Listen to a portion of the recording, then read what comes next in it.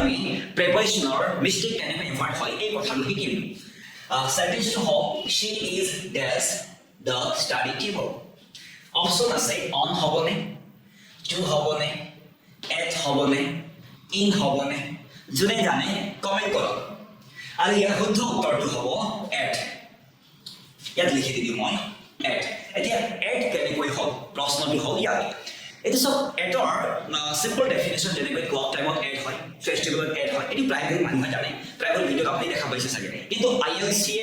আপোনালোকক অলপ এডভান্সত যায় আৰু অলপ ডিপলি যায় গতিকে ILC ষ্টুডেণ্ট প্ৰাইভেট জানে যোনে যোনে ILC কোৰ্স কৰিছে তেখেতলোকে জানে ইয়াৰ সকলো ডেফিনেশ্যনবোৰ তো আপুনিও আজি জানক তাৰ কাৰণে মনত হ'ব প্ৰিপেৰেচনৰ প্ৰেক্টিকেল লিগত ক্লক টাইমটো আছে যেটো মই ক'লো তাৰ পিছত স্মল প্লেসটো আছে মই ক'লো ফেষ্টিভেল আছে তাৰ পিছত পাৰ্সোনালি আছে ইয়াৰ উপৰিও somewhere অফ প্লেসটো আমাৰ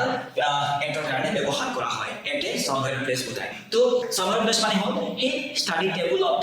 ঠিক আছে গতিকে এই বুজাবলৈ আমি এড ব্যৱহাৰ কৰিছো এনেকুৱা টিপছ জানিবৰ কাৰণে আমাৰ চেনেলটো সাবস্ক্ৰাইব কৰক লাইক কৰক কমেন্ট কৰক